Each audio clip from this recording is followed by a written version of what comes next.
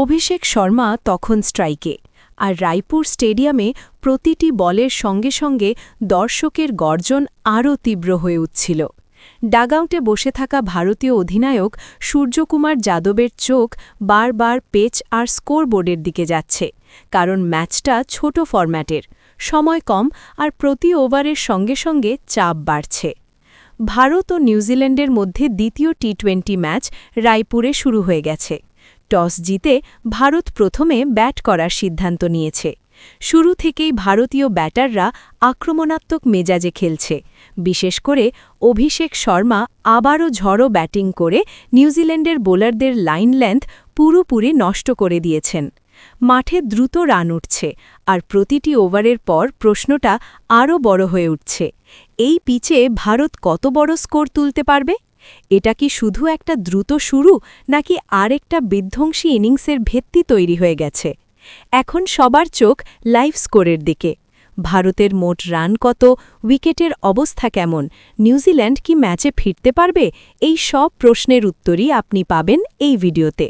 পাশাপাশি দুই দলের প্লেয়িং কম্বিনেশন আর মাঠের প্রতিটি গুরুত্বপূর্ণ আপডেটও আমরা আপনাদের দেখাবো। কিন্তু তার আগে যদি আপনিও চান ভারত দল নিউজিল্যান্ডের বিরুদ্ধে দ্বিতীয় টি-20 ম্যাচ জিতুক, তাহলে ভিডিওটা লাইক করুন আর কমেন্টে জানান এই ম্যাচের শতক করার সবচেয়ে বড় দাবিদার কে, অভিষেক শর্মা, রিঙ্কু সিং নাকি অধিনায়ক সূর্যকুমার যাদব? চলুন আর দেরি না করে সরাসরি ঢুকে পড়ি ম্যাচের সম্পূর্ণ লাইভ গল্পে। বন্ধুরা, রায়পুরের মাঠে ভারত বনাম নিউজিল্যান্ডের দ্বিতীয় টি-20 ম্যাচ শুরু হয়ে গেছে। টস জিতে ভারত প্রথমে ব্যাট করার সিদ্ধান্ত নিয়েছে।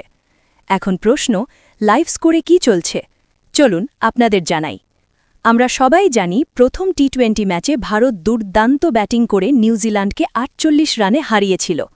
সেই ম্যাচে অভিষেক শর্মা মাত্র ৩৫ বলে ৮৪ রান করেন এবং রিঙ্কু সিং ২০ বলে ৪৪ রান যোগ করেন। এই দুই ব্যাটারের দৌলতেই ভারত প্রথম ম্যাচ জেতে।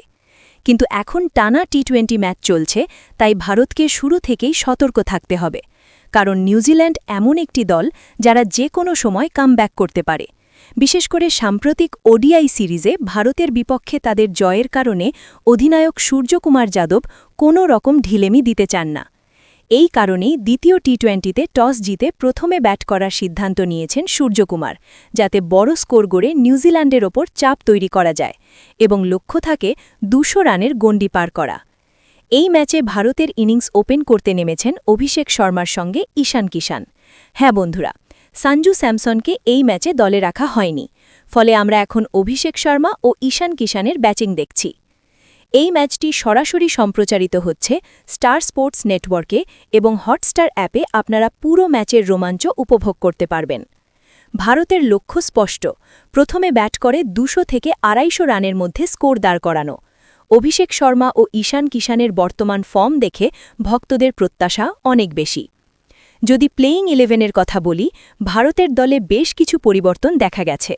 ওপেনিংয়ে অভিষেক শর্মা ও ঈশান কিষান, ৩ নম্বরে সূর্যকুমার যাদব, এরপর হার্দিক পান্ডিয়া, শিবম দুবে ও রিঙ্কু সিং। অক্ষর প্যাটেলের জায়গায় দলে এসেছেন রবি বিষ্ণই। এছাড়া আছেন আর্শদীপ সিং, বরুণ চক্রবর্তী ও জসপ্রীত বুমরা। নিউজিল্যান্ডের দলে রয়েছেন Devon Conway, Tim Robinson, Rachin Ravindra, Glenn Phillips, Mark Chapman, Daryl Mitchell Santner, Chris Clarke, Kyle Jamieson, Ish Sodhi ও জেকব ডাফি। এই হল ভারত ও নিউজিল্যান্ডের প্লেয়িং 11। এখন আপনারা কি মনে করেন, এই রোমাঞ্চকর ম্যাচে কোন দল জিতবে? কমেন্ট করে অবশ্যই জানান।